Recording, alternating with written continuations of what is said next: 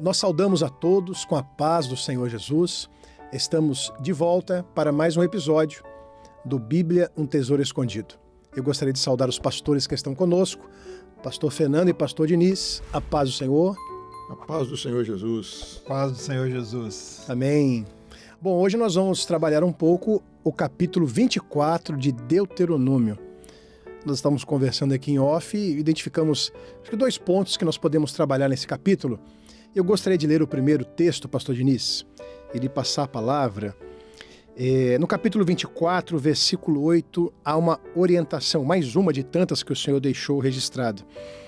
Guarda-te da praga da lepra e tem grande cuidado de fazer conforme tudo o que te ensinarem os sacerdotes levitas, como lhes tenho ordenado, terás cuidado de o fazer. Esse texto é um alerta contra o pecado, né? A lepra, ela é símbolo do pecado.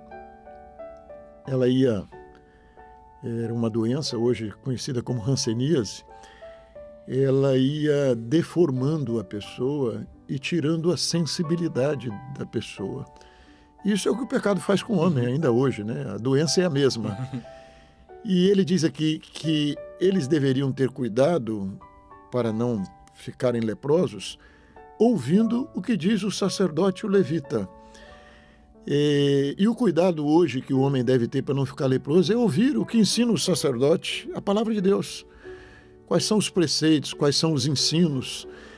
E é muito interessante no Antigo Testamento que Deus tinha essa preocupação com o povo também, que para nós é profético, mas que tinha um caráter de vida social do povo, porque a lei regulava também aquela multidão no deserto. E Deus não queria um povo doente no deserto. Então tinha os preceitos do sacerdote de alimentação, de limpeza, mas para nós isso é profético, isso é espiritual. E o ensino do sacerdote hoje, da palavra de Deus, é aquilo: guardei a tua palavra no meu coração. O sacerdote está anunciando a palavra. Guardei a tua palavra no meu coração para não pecar contra ti. E a lepra, até hoje, ela começa com uma insensibilidade. Ela não começa, a pessoa perdia o nariz, perdia uma orelha, perdia uma mão, perdia um dedo, perdia um membro, mas ela não começa assim. Ela começa como uma insensibilidade. É um lugar que fica ali meio insensível, e daqui a pouco você pode até botar um fogo no dedo leproso, que a pessoa não sente nada. E o pecado, ele faz isso com o homem. Ele leva à morte, mas ele começa com uma insensibilidade. Insensibilidade com as coisas do Senhor, insensibilidade com a bênção, insensibilidade com a palavra de Deus. E ele começa a tornar o homem insensível. E aí, quando chega num estágio mais avançado dessa doença, quando o pecado se estabelece na vida do homem, aí ele deforma o homem. É quando todo mundo começa a ver, né? É um vício, é um alcoolismo, é um drogado, é um desajustado social, é uma perversão, é um camarada desequilibrado na sua vida. Isso começa a afetar a família e outros aspectos. Aí todo mundo começa a ver como é que ele fica feio, né? O homem, o sentido seria esse espiritual. A lepra torna o homem feio, né? Assim, e as pessoas criam uma repulsa, né? A família começa a rejeitar. Isso quando chega num estágio mais avançado da doença. No começo, só quem tem que vai saber, porque tem uma insensibilidade. Você começa a saber que tem uma insensibilidade na sua vida, você não se importa mais com o pecado, já não está insensível às coisas de Deus. E pastor Fernando, é só um milagre para tirar o homem dessa situação, né? Essa é uma ação do Espírito Santo, né? Só ele tem esse poder, né, de convencer o homem do pecado, que ele é um pecador, que ele precisa de uma bênção, porque ele não tem controle, né? A Bíblia diz assim: quem é sujo, suje-se mais ainda, né? Então é a ação do pecado na vida do homem, e só uma operação do Espírito Santo de Deus para fazer com que ele resista àquilo que vai trazer esse prejuízo, né, para a vida dele. Jesus disse assim: a carne é fraca. Ou seja, qualquer tentação vence a carne. Ela não tem força para resistir. Mas Jesus disse assim, mas o Espírito está preparado para agir na nossa vida e para nos dar força para resistir àquilo que vai trazer esse prejuízo. E aí, como o Diniz falou, o prejuízo não é só individual, né? Começa a afetar da família, né? Quem Os tá em amigos, volta, né? sua vida profissional é afetada. Atinge tudo, né? Então é a lepra aqui, né? Profética, né? Na vida da igreja hoje, na vida do homem hoje em dia. Amém. Pastor Diniz, nós podemos tratar aqui de um outro ponto, que é Deus mostrando para o seu povo também a misericórdia, o amor com aqueles que estavam passando por momentos até vulneráveis. Nós vamos aqui encontrar o órfão, a viúva, não é? O estrangeiro. Tem um versículo, 2 versículos ainda no capítulo 24, versículo 17 e 18 fala assim: não perverterás o direito do estrangeiro e do órfão, nem tomarás em penhor a roupa da viúva, mas lembrar-te-ás de que foste servo no Egito e de que o Senhor te livrou dali, pelo que te ordeno que faças isto. A misericórdia, né? Nós precisamos de ter sempre em mente que nós somos frutos da misericórdia de Deus. E a palavra de Deus é muito clara nisso. Você deve perdoar como você foi perdoado. Todos nós somos um dia perdoados. E até quando eu falo de perdão, eu costumo dizer para as pessoas que Deus não tinha nenhum motivo para nos perdoar. Porque as pessoas às vezes ficam procurando motivo para perdoar, né? E a palavra de Deus não diz isso. Você vai perdoar e o perdão deve ser incondicional. E vai fazer um bem a você mesmo. Então o texto bíblico aqui diz assim: lembra-te de onde nós viemos, quem nós éramos. Isso está ligado a uma coisa muito importante no campo espiritual. Lembra-te de que foste escravos no Egito. Quantas pessoas hoje estão ao nosso redor que são escravos do pecado, escravos do mal. E lembra-te dessas pessoas. O servo de Deus não pode ser egoísta. Quando eu, às vezes, já encontrei alguns crentes dizendo bem assim: eu não sou evangelista, então não se converteu. Porque todo convertido é um evangelista. Ide e anunciar este evangelho a toda criatura. Isso não foi ordem dada aos apóstolos, não. Isso foi ordem dada aos que creem, os discípulos. Você creu, você é discípulo de Jesus. E aí aquela história, lembra-te que no teu local de trabalho tem um miserável lá, tem um escravo lá, escravo do pecado. Lembra-te, às vezes, que na sua família tem um escravo do pecado. Não é aquela história: agora eu estou livre, Jesus me salvou, está tudo bem. Não, lembra-te que tem pessoas vivendo na escravidão que você viveu um dia. Lembra-te disso. Ser misericordioso. Deus foi misericordioso com você.